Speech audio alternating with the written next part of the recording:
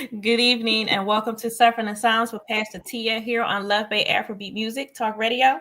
We're here with you every Friday evening at 7 p.m. Eastern. In Love Bay, we're continuing to rise out of the ashes together. Our topic on this evening is using our language both ways. And I've been looking forward to this conversation for at least a few months now. We have with us our co-host tonight will be Apostle Stephanie Jordan of Abiding Love Deliverance Center in Charlotte, North Carolina. And our guest on this evening is one of our regular co-hosts, Erin Mitchell. So listeners, if you have any questions or comments for our guest this evening or our co-host, you can email us at sufferinginsilencedv@gmail.com. You can also text us at 437-778-3299. If you have any resources that you would like to share with us on a national or local level from your country, your community, any local organizations or your faith community, you can also email us at sufferinginsilencedv@gmail.com. With that, Apostle Stephanie, I would give you a moment to greet our listeners and viewers on this evening. Hello, everyone. Pastor Tia, thank you again for inviting me. Hello, Erin. I'm so excited. I'm Apostle Stephanie Jordan from Abiding Love Deliverance Center. We're here in North Carolina, in Charlotte, North Carolina, and I'm one of the senior pastors. And I'm so glad to be on the show tonight and to be able to co-host. And I look to just sharing whatever it is direction that the conversation goes tonight. I'm excited. Yeah. Thank you so much. And just Apostle Stephanie, can you share your contact information for anyone in the North Carolina area or anywhere else if they would like to reach out to you for Abide and Love Deliverance Center or for Sister Circle? We don't want to forget about Sister Circle. Sure. So we are of Deliverance Center, and we're here in Charlotte, North Carolina. You can contact us at Abiding Love Deliverance Center at gmail.com. Or we're on Facebook, and also I believe we're just on Facebook. We have a Facebook page also. The direct number is 908-980-224-209. And we have services Wednesday at 7, Saturday at 11 a.m. And so everyone is welcome to attend. We have a ministry called Sister Circle Fellowship, and it's for women, and all women are invited. It's for anybody of any faith, and you're welcome to join us, and where we get together and encourage women to just be authentically them. Thank you so much. And with that, Erin, if you would greet our listeners and viewers on tonight. Hey, Love Bay Afrobeat listeners. I'm so excited to be here with you on this Friday night. And we're Apostle Stephanie and I are switching places like a couple, maybe 6 or 7 weeks ago. I was co-hosting and she was the guest, and now it's vice versa. So I'm really looking forward to this group of women's conversation tonight. Happy Valentine's Day. Happy Galentine's Day, since it's all ladies on the show, this circle.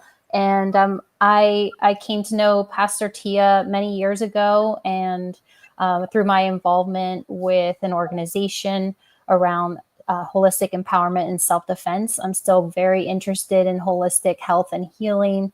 And that is kind of the track that I'm on, and learning more tools on how to support people in healing their nervous systems so that they can move forward from trauma that they've experienced in their lifetimes, so that their bodies can feel safe, that they can feel safe inside of their bodies, and that they can really work through lots of challenges that maybe they're not even aware of. Like myself, I wasn't even aware of that my nervous system was a part of my reactions to my life circumstances. So I'm still on that path, and I'm looking forward to this conversation tonight. Thank you, Erin, and I'm still looking forward to getting out there to one of your weekend retreats. Yay. I have been looking at flights out there, but everything is connecting. I can't do a connecting flight right now. I feel you. I feel you. We have to meet in North Carolina at Right. We're Stephanie's gonna place. figure it out, Apostle Stephanie. We are going to figure this out. Yeah. But Love Bay, as usual, we want to start with sharing some resources. First, again, I do want to encourage everyone to please donate to your local agencies, the local places around you who need funding. Please give to them. As we talked about the last couple of weeks, the federal funding freeze that was started and stopped. There are some organizations that have been and are still affected. There are a lot of organizations that depend on federal funding from the government. So private donations become very, very important. And again, as I said, I believe last week, it does not have to be money only. And I know some people don't have the money to give. You can give items from your home. You can give gently used clothing, bedding. You can give utensils, items in the kitchen, dishes, and things like that. Whatever you need and use in your home, those are things that you can donate. You can even donate your time and your energy. But I'm going to put that plea out there wherever you are, if you can, to donate to local offices around you. If you would like to donate to our nonprofit organization, Rise Out of the Ashes Inc., which Erin and I worked with, you can give to us financially. You can visit GoFundMe and look for our nonprofit, again, which is Rise Out of the Ashes Inc., or you can write a check to Rise Out of the Ashes Inc. Our address is P.O. Box 15. We are in Drexel Hill, PA, 19026. The biggest thing that we do is helping with immediate emergency funding. We provide finances to those who are dealing with issues coming out of domestic violence situations. So funding for food, clothing, toiletries. And we've even been able to relocate some families from one state to another to get them to safe places. And we need help to be able to continue to do that. I want to share the Arizona Coalition to End Sexual and Domestic Violence.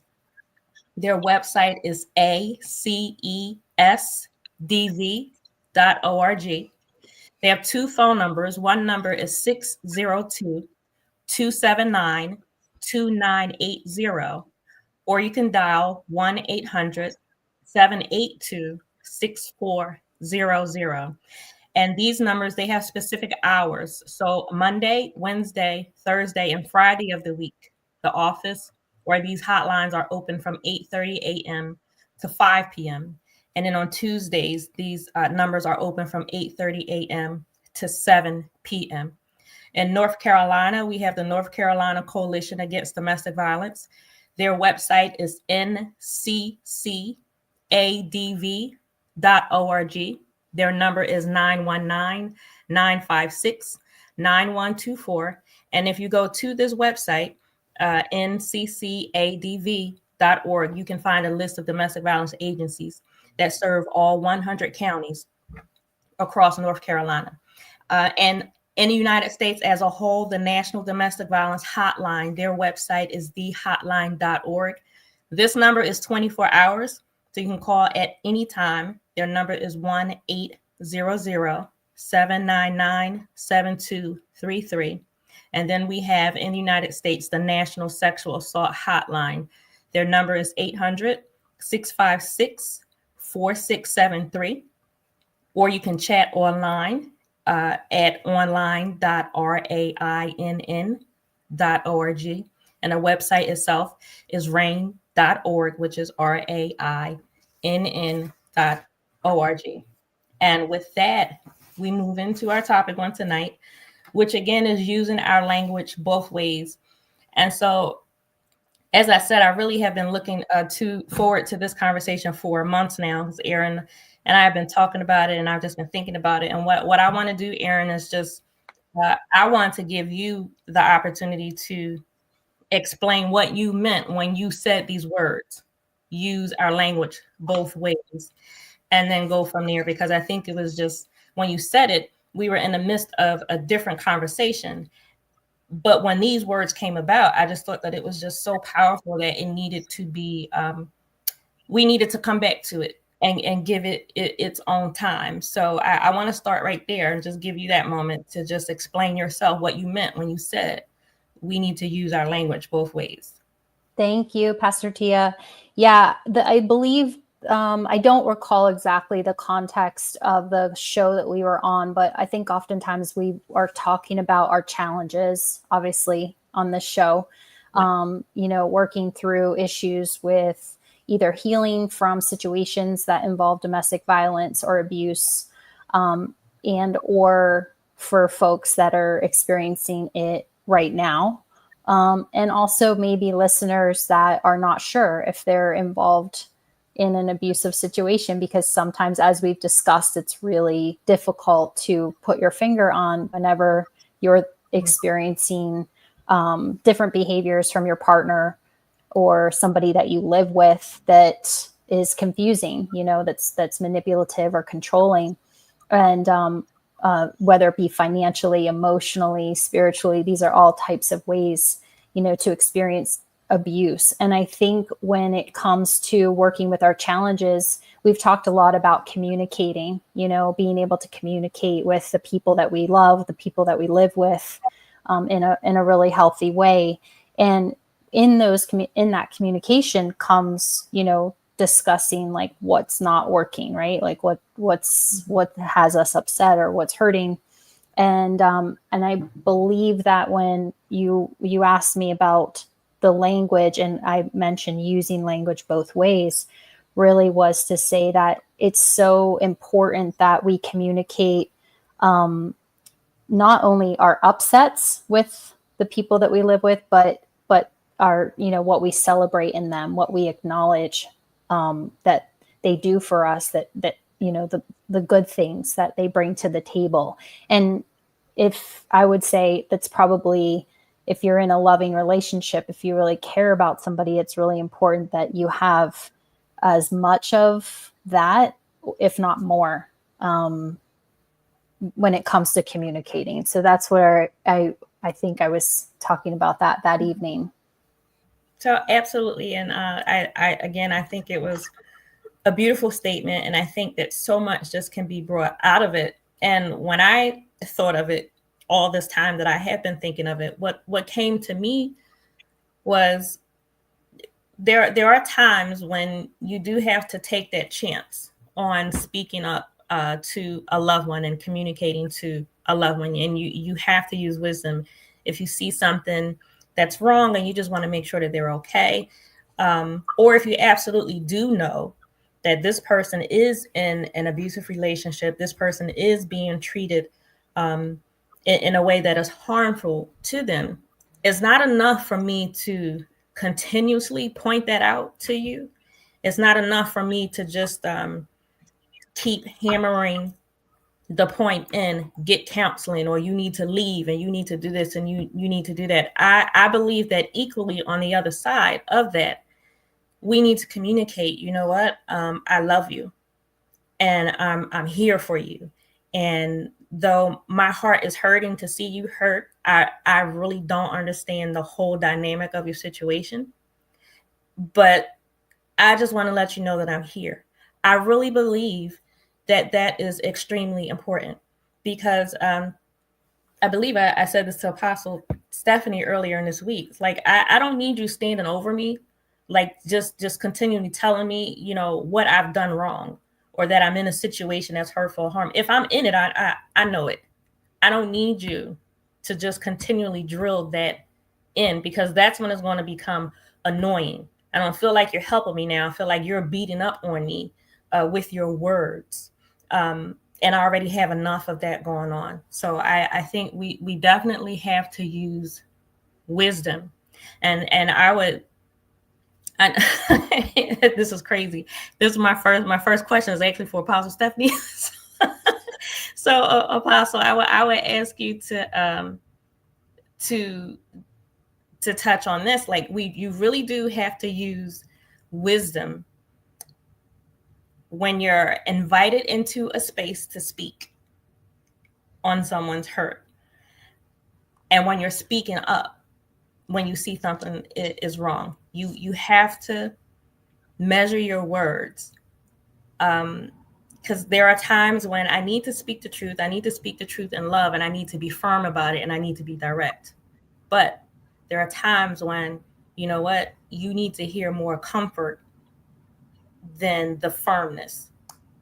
So again, you just have it can be tricky. It really can. So, Apostle, I would ask you that if you could give Love Base some direction on using your words wisely. Oh goodness. Um, I think this is an amazing topic, and Erin really hit on something key. Communication manner. That's really important. Um, One of the things I like to do is that, there are times where we have to have hard conversations with people, and we can't just avoid the hard conversations. And so, even in having those hard conversations, um, celebrate them first. Tell them like all the good things, and bring out all the positive things that you can, even in a negative situation. Bring those things out first, and then lead into, well, what maybe you could do in the future, type of thing. But not even necessarily telling a person, but giving them something to think about, um, to help guide them decision on their own. Especially in situations where, you said about how people, you don't need a person to tell you you've been doing wrong.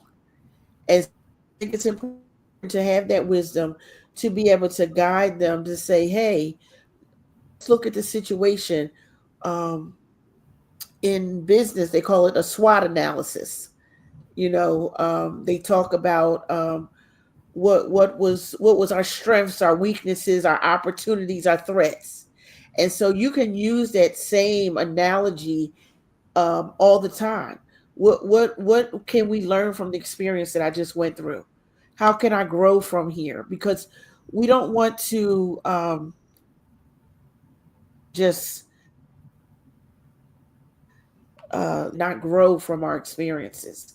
Right. So I think it's really good to have that wisdom to apply, and really, when a person's in a really hard place, start out out things that they've done great, and encouraging them, and then get to the harder things of, okay, let's see where we can make some changes.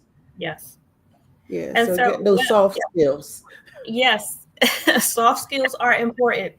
And so, Erin, one of the things that I found as I was moving through my situation, and as I was coming out of it, as I was well, not coming out of it, but as I was opening up, when I came to that point, I'm like, something has to change. I have to do something different. And when I started to tell people, this is what I'm dealing with, I am in an abusive marriage. One of the things that I noticed was that people use the opportunity to be selfish with their words. So it wasn't strengthening to me. It wasn't comforting. It wasn't encouraging. It was like people took the time, the opportunity to just start throwing out bad things they wanted to say about my ex-husband. It was like you never really liked him. So now you want to take this opportunity to just start throwing things out there. Like a couple people said to me, well, I knew something wasn't right. I knew something wasn't going on. I knew something was going on. And, I didn't like the way he did this, and I didn't like that. And I could see something in you. And I'm like, you're lying. You didn't see anything because I didn't let anybody see anything. Like, I was very good about covering up. Hence the reason I had to deal with so many people saying, I just can't believe it, or it just didn't look like that. But my point being, people took the opportunity to use their words in a selfish way. It wasn't encouraging. It wasn't loving. It wasn't even all right, this is a problem. You have to get out of it, figure out what you're going to do. They just really took the time to just voice their negative opinions about him. And so Erin, I would ask you about that. Like, can you talk about how not only can you bring more detriment to this person because you're not being kind or comforting to them, but if you take their hurt and their pain and you just use it for a moment for you to just like stand on a soapbox, that's as equally harmful. Yeah, I think that that's a really common situation between people. I think that the people that you were talking to, you know, from my perspective, they obviously didn't know any better Yeah. how to communicate in a situation where somebody had experienced a traumatic situation in their own lives in an event or events. And I believe that in those instances, the person that you're speaking with, almost people, especially when you tell people about tragedy or tell people about something difficult, right? The people that you're speaking with, there are many people that just are not cut out to hear about it. Even culturally, socially, you know, we're taught to only talk about the good stuff. Mm-hmm. And it's really, you know, we have to have pretty close people in our lives to open up our hearts to, and they have to earn that level of trust. The thing that I've been trying to learn in my own life is to, whenever I have a moment like that and I'm thinking about sharing or am planning to share with somebody, I kind of take the ball back into my court. And I'm not telling you that that's what you should have done, because, you know, when you're in those situations, you're reeling, right? Like you need support. That's really, you know, it's a flashing, I need support. And so it's not that I'm telling you that that's how you should have handled it. But going forward, what I've learned whenever I'm about to share something pretty vulnerable, I come right out with it. I say, here's what I need from you right now. Mm-hmm. I just need you to listen. I just need to vent. Or I'm going to share something really vulnerable, and I don't want you to give me any advice. I don't want you to tell me anything about it. But I do have a couple of questions for you after I share. And then in that point, you could have said, did you ever see anything that you noticed? Like if you were needing that kind of almost their, you know, basically that they were able to see what you saw, right? And validate some of the things that you were feeling. Maybe that is something that you would have needed, but you have to be the one to say, this is right. What I'm needing. Or you say, I don't know what I need, but what I don't need is X. And I think just learning for myself to just be in control whenever I'm about to communicate with somebody a vulnerable, you know, experience that I've had. I feel like my nervous system rate is I'm way more able to regulate that way, because then I'm not going into, oh, I just poured my heart out. And now I'm like, oh my goodness, what are they going to say to make it even harder? Right. Now I can decide for myself, is this is this a safe person? Have they earned my trust? Mm-hmm. And then even if that somebody has earned your trust, that doesn't necessarily mean that they are going to know what you need to hear or know what you need in that moment. And so then really taking that next step opportunity to be really crystal clear on, this is what I'm feeling I need right now from you. Right. So that is awesome. So I believe right now where I am today, like I have years of experience behind me. So now I know if I need to speak to anybody about anything, I know who to talk to about what. So I think that's what I've learned as being at one point being a victim and now being a survivor and being an advocate. It's like now I know how to handle myself. And I think tonight what I really want to do is speak to those individuals who are on the other side, the ones who would try to be the help or who would try to be the support. I really want to speak to that segment. Please do not make someone else's pain about you, because it can only make the situation worse. And so I'll say this, and then Apostle, I'll ask you for any question or comments you may have. But I really want individuals to think, and again, I'll use the word wisdom. I have a relationship with Erin.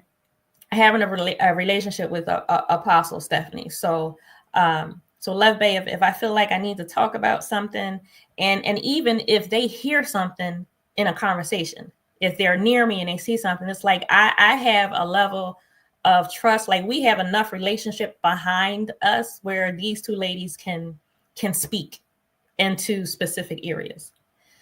You have to be very careful when you're opening a door into somebody's life, because I believe if Apostle Stephanie, if Erin, if they see something or hear something that's wrong, they're just going to say it, because we have that relationship. You can't just step into somebody's life that you don't have a relationship like that with, and you just start pointing out what could be some very detrimental issues. And I say use wisdom because there is a balance, because at the same time, we do tell individuals, if you see something wrong, you should speak on it, but you have to be careful in the way that you do that. You also have to be willing. And I believe I can use Apostle Stephanie and Erin as an example. We are beyond this place, but you have to be willing to lose a friendship. You have to be willing to lose a relationship if you see something and you speak up on it and it's not received the right way. So whatever you do have to be mindful of who you are speaking to, how you are speaking to. Do you already have a relationship where this person has invited you into a space where you can speak to them on that level? And then you think about it, if you do see something wrong, should you be the one speaking to this person on it? Should you say, maybe I see some things, let me help you find a resource? Should you just be a bridge instead of trying to be the door that they go through? So it's not easy at all. It's really not. It has to be, there's some delicacy in it. So I know we can be on both sides of it. So again, it's just not easy, but I would definitely say you have to use wisdom all the way around.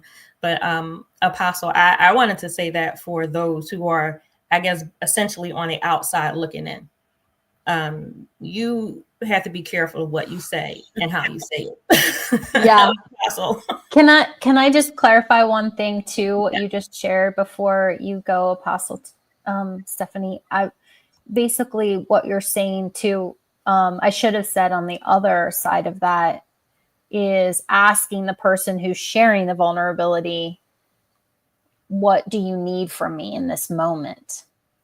What would be helpful? Because then that brings the person who's experiencing the negative event or the crisis or whatever, it brings them to the moment to even remember to ask themselves that question, right? Like, wow, what do I need? I wasn't even here because I'm out here dealing with this situation.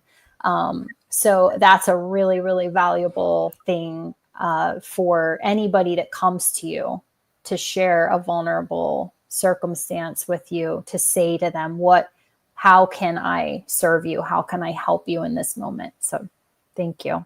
Yes. Apostle.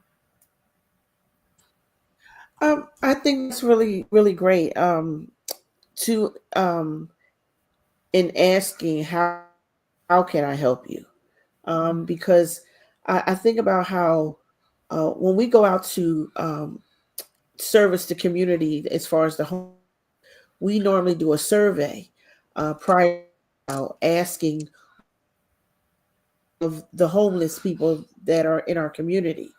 And so we don't never just assume. So in taking the survey, we found out that some of the people did not want food because there's lots of people to come and bring food.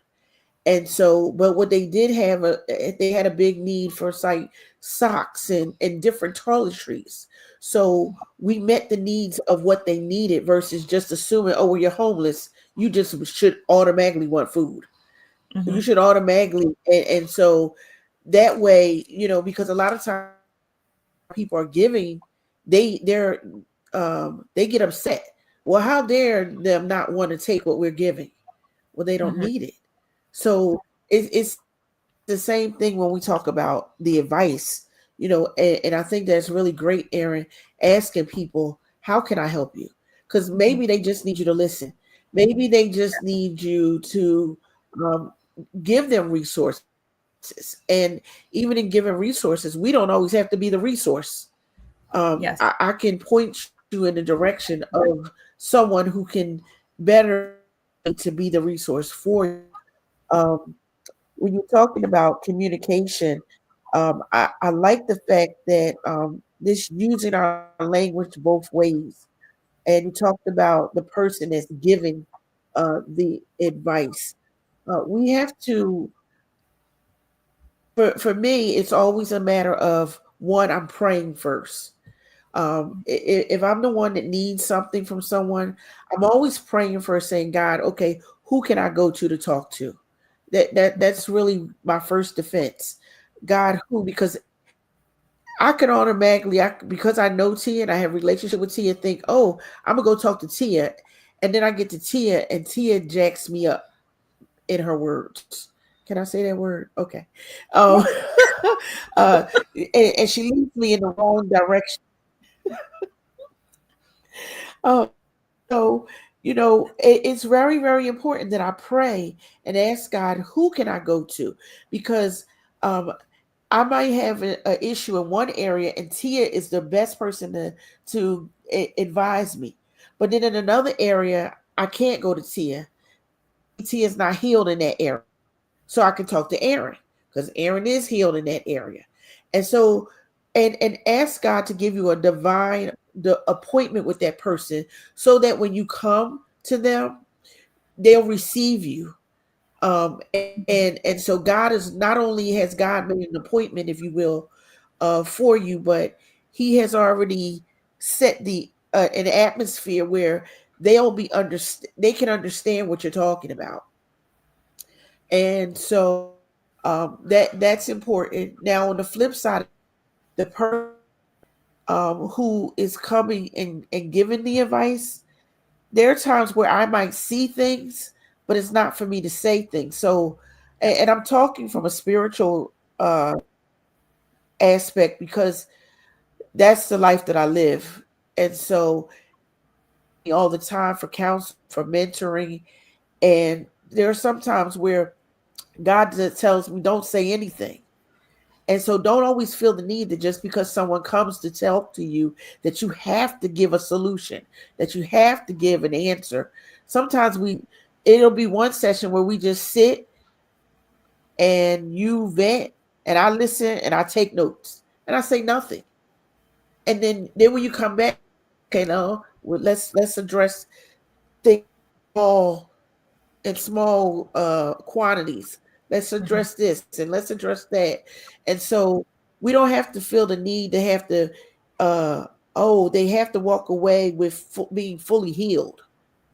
And so that's not that should not be our goal, if you will. Healing will come, but healing will come um, with time. It's not going to happen overnight, and so that's really important also to really make sure. Okay, is this for me to speak? Even though I might see something, is it for me to blurt it out? Because I could easily blurt something out, and they're not mature enough to handle what I'm saying. So now they leave in a space. And so it's really, really important for us to watch our words, watch our mouths, don't feel, and so even for me being the person that um when I use my language, I have to make sure within me, uh-oh, I'm not walking in pride where I feel like I feel the need to be validated that, oh yes, Apostle Stephanie helped me. That doesn't help the person that's in need at all. Right. And so a lot of times people feel the need that they have to be I'm giving advice, but I need everybody to know, yes, I helped them out of their situation. Why? And so that's really something when we get into helping people to make sure that we ourselves have the right motives so that we use the right language. Yes. So, yes. So, Apostle, what you just said is going to lead me into the next note that I wanted to make, and I was going to say on the side of the individual who is giving the help, being the resource, giving advice, being supportive. I was going to say, take emotion out of it. And so, Apostle just touched on pride. Absolutely, you should not have pride in your heart when you're dealing with someone else in their issue. But you need to take emotion out of the situation. Now, 9 times out of 10, the person that you're speaking to, the person who is in need, they're going to be emotional about it. If I'm dealing with domestic violence, if I'm dealing with sexual assault, if I'm dealing with homelessness, drug addiction, if I'm dealing with anything and I'm trying to work my way through that, guaranteed emotion is going to be a part of that. But on the other side, the one who is being a resource, you can't be emotional. And you can't take it personal. So if you're trying to assist, and again, we're talking about a person who has given you permission to be in this space, because you can't just force yourself onto someone. You can't just make somebody take help from you. You can't make anybody listen to you. But someone who has allowed you to come into this space, you can't be emotional. And I know that's very difficult when you come to family, when you come to friends, when you come to maybe even a colleague, someone that you spent time with and that you've seen grow and mature through an area. I'm not saying it would be easy. It may be very, very hard to keep emotion out of it, but you have to. You can't get angry because the person you're trying to help is angry. You can't break down in tears because the person you're trying to help is sad and breaking down in tears. If you're going to be a help, you really have to be healed enough, and you have to be in that space where you can do it and not let your emotion override you, because more emotion can bring more problems and you can be completely off the topic. If I call Apostle Stephanie and if I break down in tears, it's not going to help me if she start crying too. like like that's the moment when I need you to dig your heels in, and you know what I mean. When Erin, if I call you and if we're together, like if I'm not 100%, I don't need you to emotionally come down to where I am. Now, yes, I want you to be compassionate. I want you to be understanding, but you can't throw all senses aside and say, well, we're just going to have a pity party together. Nothing is going to be handled that way. It's not. So, again, taking the emotion out of it is imperative. And I believe taking emotion out of it to the point of whatever this person's reaction is to the help or advice you're trying to give them, you can't take that personal either. So if I don't want to hear what you're saying to me, don't take it personal. If I am angry, don't take it as me being angry with you. If I am sad, don't take it as you did or said something wrong, and so my sadness is directed towards you. So when you step into that space of using your language and you're trying to be helpful, it's a lot. And that's why we always say that there are resources there that you need to take advantage of. And a lot of times before you go into some of these hard conversations, you need to be prepared. So we always say that the domestic violence agencies, the websites, the information, the pamphlets, all of that information is not just for the victim or the survivor. It's for the family. It's for the friends. It's for the counselors. It's for whomever would want to be or feels they need to be in that space to try to give some help and support. You need to be prepared. So read up on this issue. Don't go talking to someone about domestic violence and you have no clue. You can't talk to someone about sexual assault and you have no clue. It's not okay to just say, hey, I think something's going on with you, and that's it. Then you open a can of worms and you can't guide or direct that person one way or the other. So all that to say, again, you have to take emotion out of it. So I'll give that to you, Erin, if you want to add on to that. Or yeah, I love that's that is like a really, really important aspect. And I think you mentioned both the compassion part too, you know, so I feel the best approach is really to hone your skills in a way where you have empathy, where, you know, you're not so shut down or disconnected from this person, or think they're whining, or think that they're complaining, or you know, you have whatever, or pitying them, right? Like all of this, like you're saying, the emotion tied into whatever this, you know, this person is being brave enough to share with you, so that you feel them, you feel where they're at, but you also have enough presence that you are aware that they are in a situation that they are strong enough to get through it. They came this far.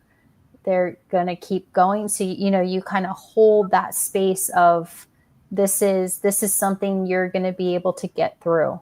And I'm here for you. But man, you know, and even a tear is not necessarily the pity party I think that you were talking about. But, you know, like, you know, showing some real genuine, authentic emotion in a way that's like, gosh, I'm really hurting with you right now. I can't imagine how this might feel. And we're right here.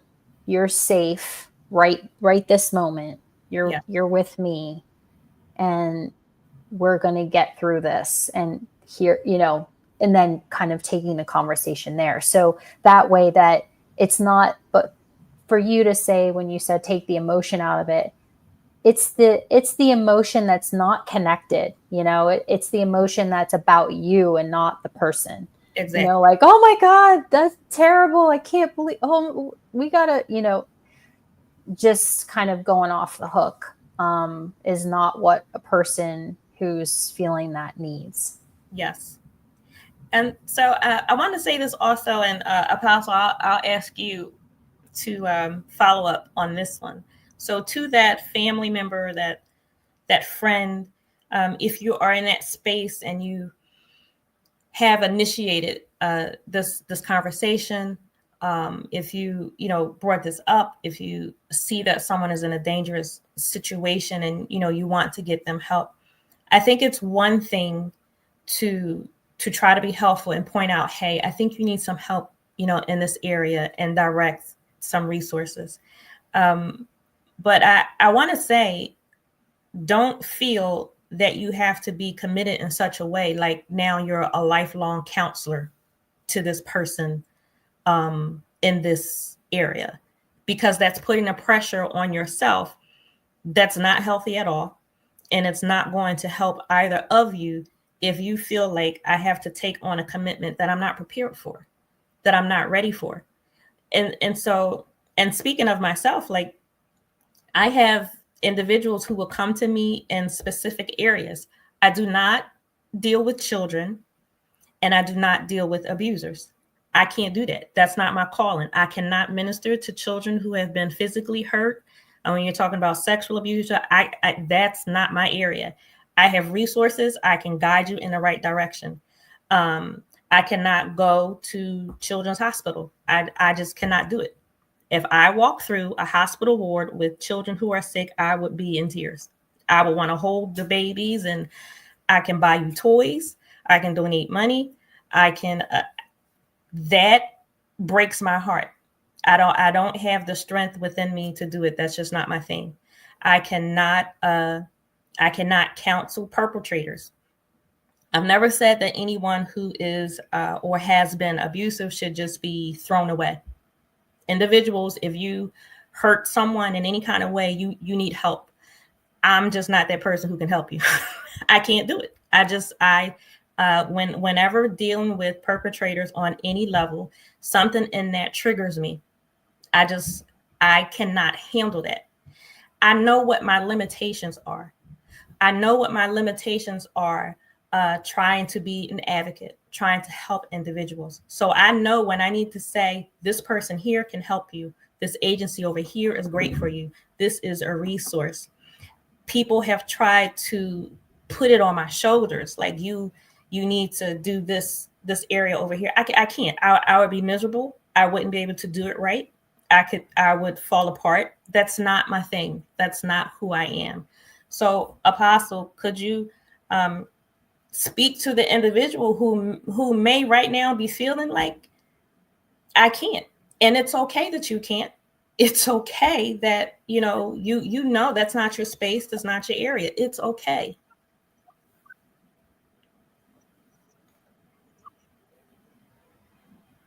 Yeah, I think that that's a great thing. If that's not your area, I think it's important for you to be honest, to say that's not my area, and it takes a lot of courage for some people, because especially if excuse me, I'm so sorry. Especially if you were raised in, I think Erin spoke to it.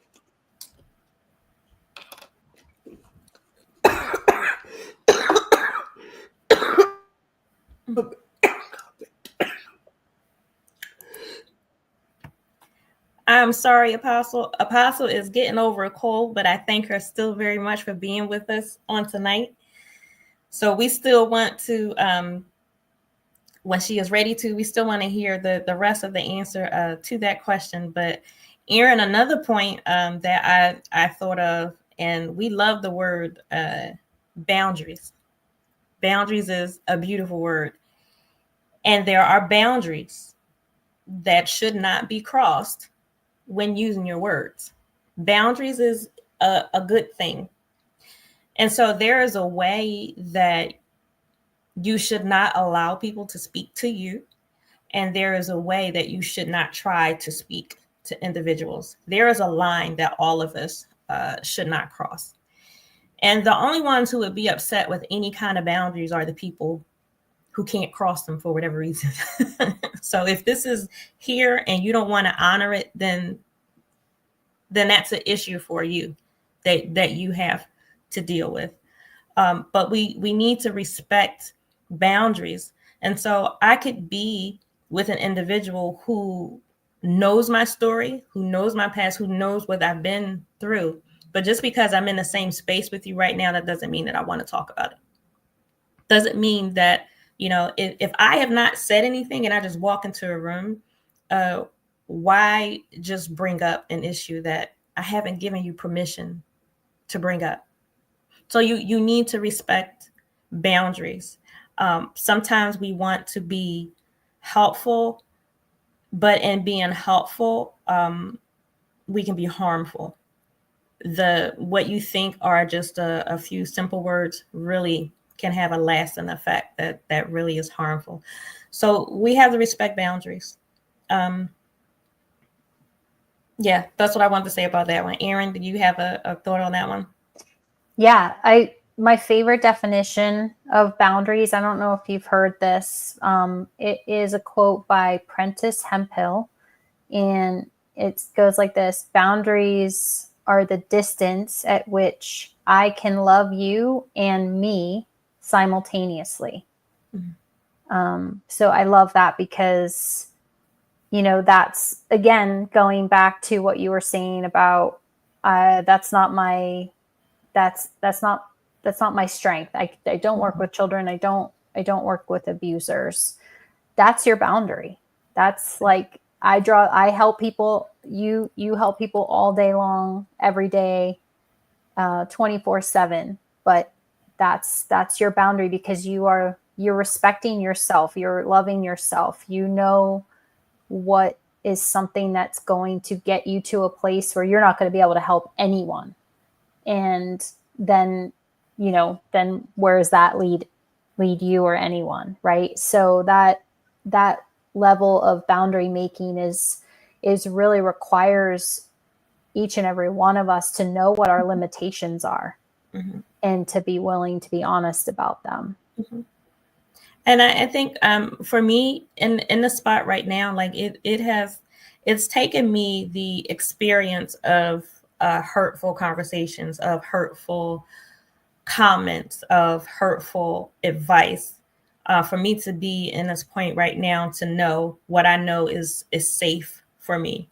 It's taken me to go through those experiences of where lines were crossed, and now I know the boundaries that need to be set. And so again, I believe one of the things that I really wanted to do on tonight was to speak to that other side, that person that truly believes, that they are helping and they want to be there. I don't want someone to make the mistakes that were made towards me. If I can like speak this to you right now and tell you, if I don't bring it up, don't bring it up. Like if I came to you and I had a conversation, in that moment I needed to talk to you. In that moment, I just needed a safe space. That doesn't mean every time I see you, you get to pull it out, because that can be very, very damaging. So Love Bay, I understand how the other side of domestic violence works, because I've seen individuals that I love go through it. But I also had to know and understand where the lines were that I could not cross. There have been some individuals that I've been able to step into the situation where I could speak directly to them because of the relationship that we have. But there have been other things that I've seen. I was not close enough to that person. I didn't have any trust build up. There was nothing there for me to be able to say anything. But I was able to provide a resource that I could give to a person who was closer to them, and use it that way. Does that make sense? It's like when we use the word wisdom, like you really have to think about what you do, because you don't want to do or say something that's going to bring more harm to an individual.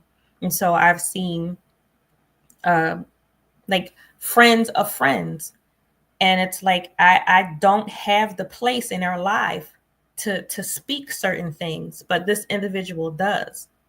So this is what you can do. And then again, taking emotion out of it, take it or leave it. If you don't want to follow this advice, if you feel like you don't need it, you don't want it, then there is nothing personal against me. It's not. So again, this is a lot.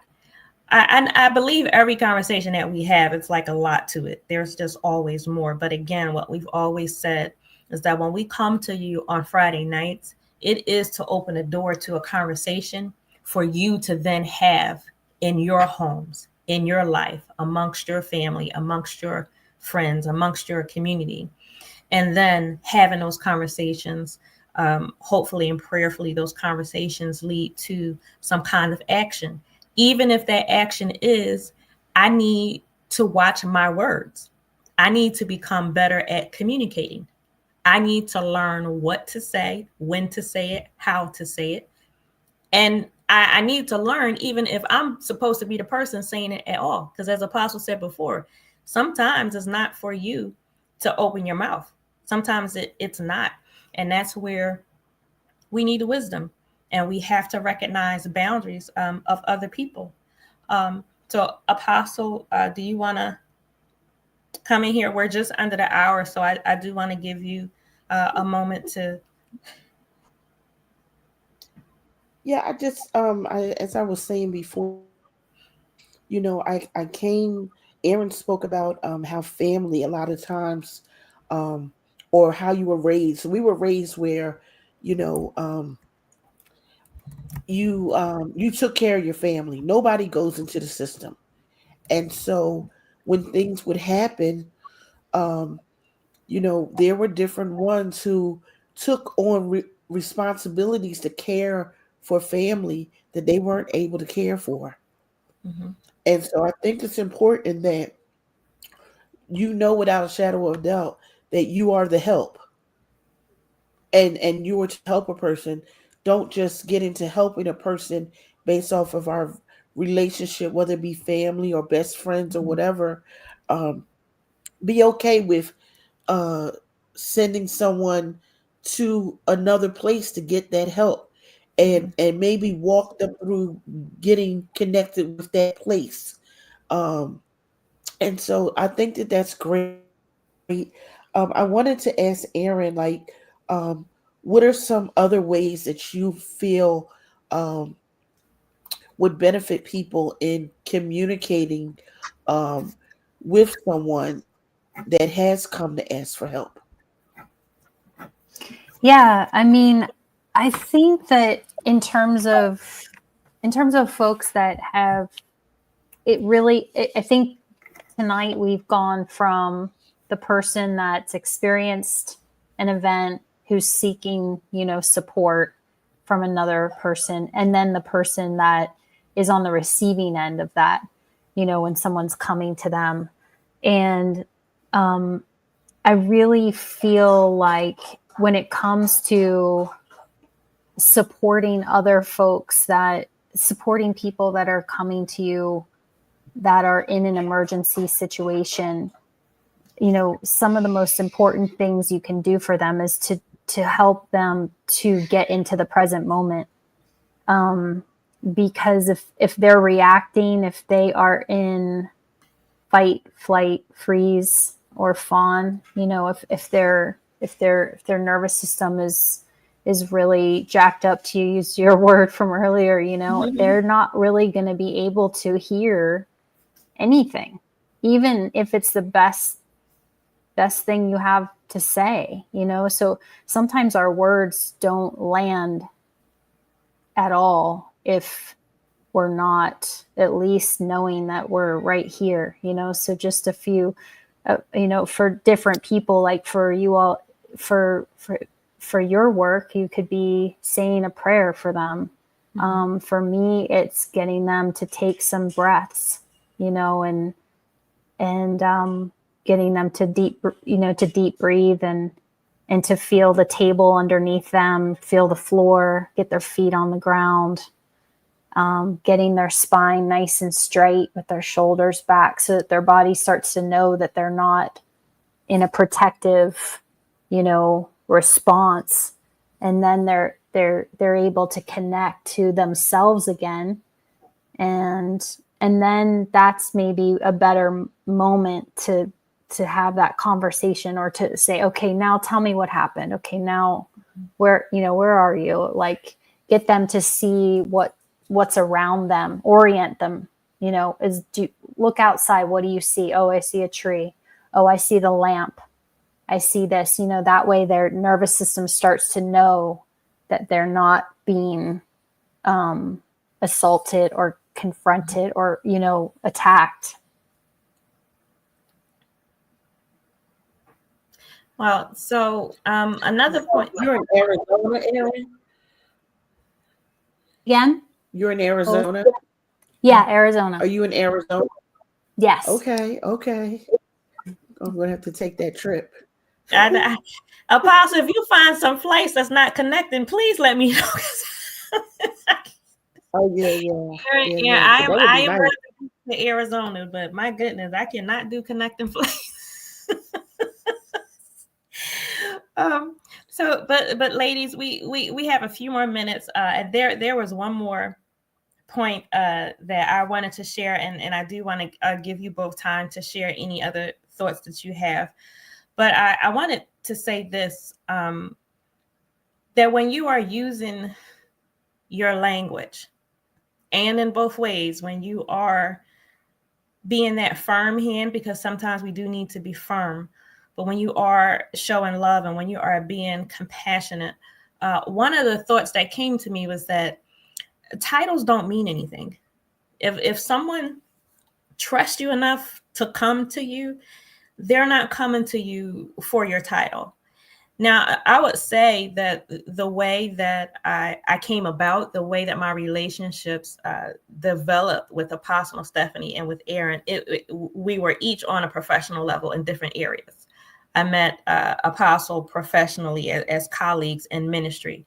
I met Erin professionally as colleagues in the advocacy work that we do. And we developed relationships beyond that over the time, over the years. So whereas, in the beginning, all right, I was connecting with Apostle Stephanie. We were doing some work together, working on some projects. Now, if I'm dealing with Apostle Stephanie, I'm not calling her because she's apostle. Like, I need Stephanie. I need to talk to Stephanie. It's like I know the work that Erin has done, but I need sometimes I don't need the advocacy work, but I need to speak to the heart of Erin. So don't let a title get in the way of what should be just a very simple conversation, or should just be you being a listening ear. So sometimes it's really don't care if you're a pastor, really don't care, whatever title you could possibly have. That doesn't constitute compassion. That doesn't mean that you understand because you have letters before your name or letters after your name. It's about humanity. At some point, it is about the care and the love of humanity. And sometimes that care and love, again, is firm. Sometimes it is direct. Sometimes it is, it's a problem. We need to deal with this. But it's also, I do love you and I'm here and I support you. Because again, nobody wants to hear all the time, you're in a mess. You got to get out of it. I know that. I really do know that. And I don't need to hear it every time I see you. But again, when I'm when I'm speaking to Stephanie, I need Stephanie. When Erin, when I'm calling Arizona, like, I don't run down a list of accolades, and you know what I mean. It's more to it than that. It's more to it than a degree or the certificates that you may have.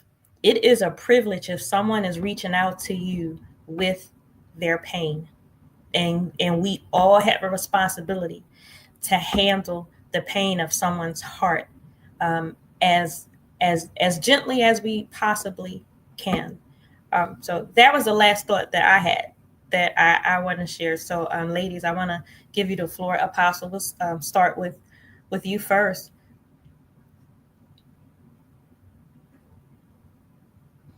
Thank you again for the invitation tonight.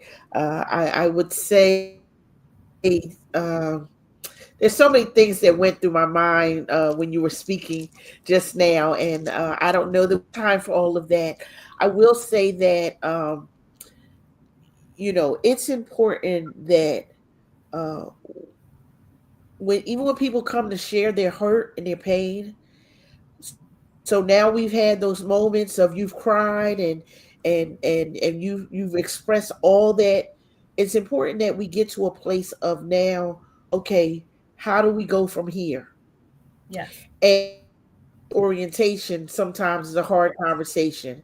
And it's important for us to have those hard conversations with gentleness, with kindness, with long suffering. And so, like I was sitting here and I started thinking about how, you know, the whole story about Mary and Martha, and Jesus gently corrected Martha to let her know, like, come on, this is not even what you're supposed to be doing. Mm. Come on, come sit with me. And he gently, and Martha was having a whole meltdown.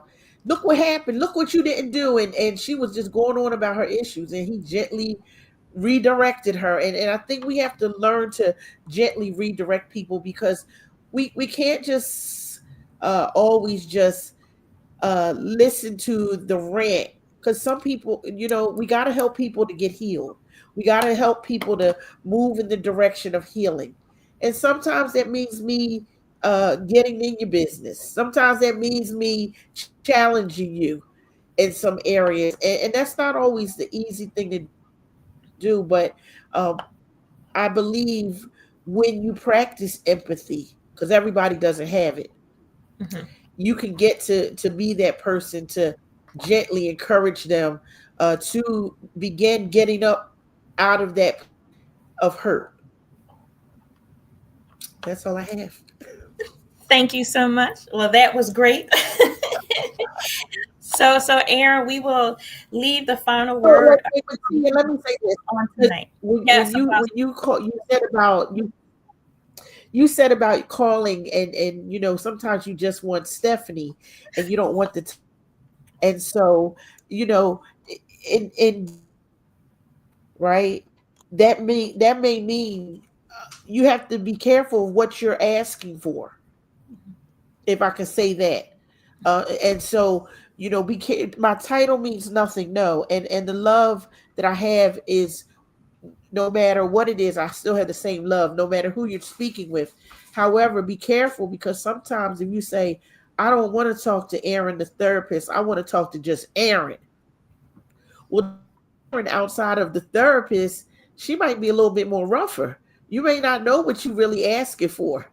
And so Totally. we have to really be careful of that.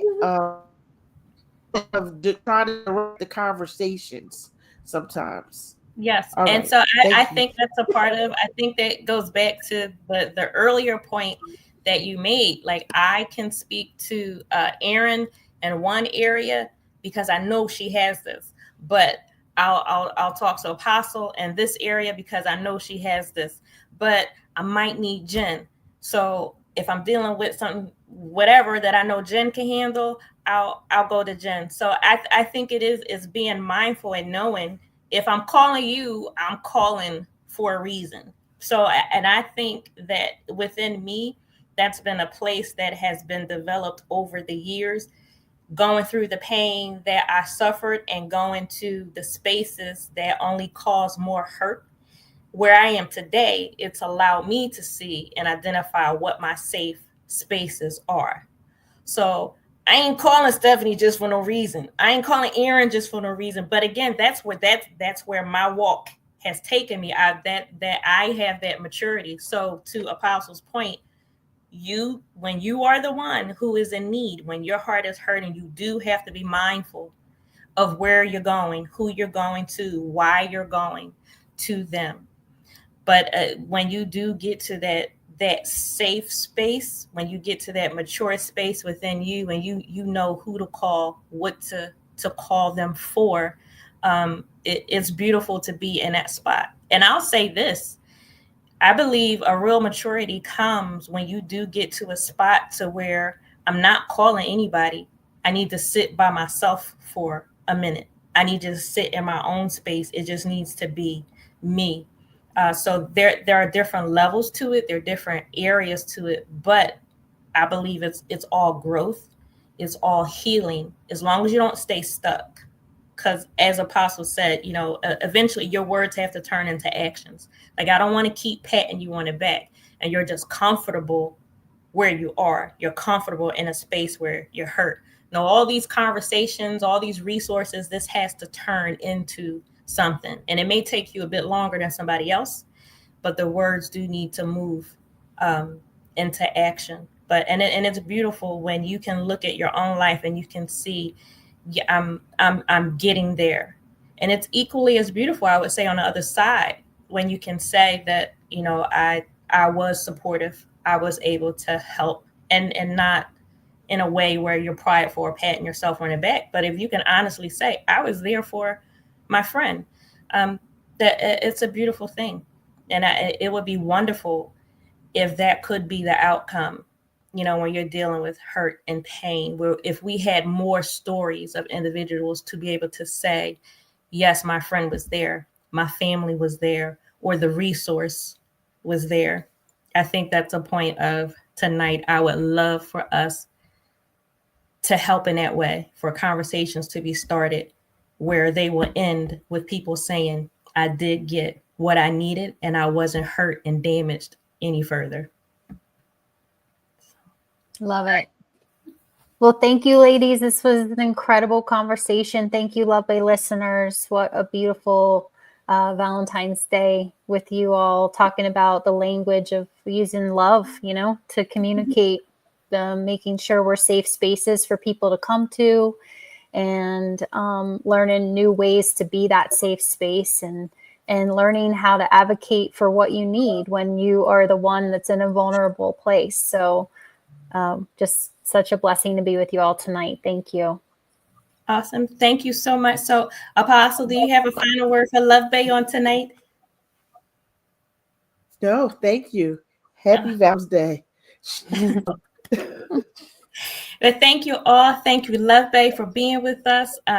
This was I really have been looking forward to this conversation, and I believe it's a conversation that we can continue in the future. We always can draw more on all the conversations that we have, but I think this one has a value and a meaning that I really do believe we should revisit this again and continue it. And so I thank you, ladies, so much for being with us here on tonight. Love Bay, if you want to catch up on previous episodes of our program, you can visit our YouTube channel, Suffering in Silence DV. We thank you so much for joining Suffering in Silence with Pastor Tia here on Love Bay Afrobeat Music Talk Radio. We're here with you every Friday evening at 7 p.m. Eastern. And Love Bay, we want you to definitely remember that we are rising out of the ashes together. Good evening.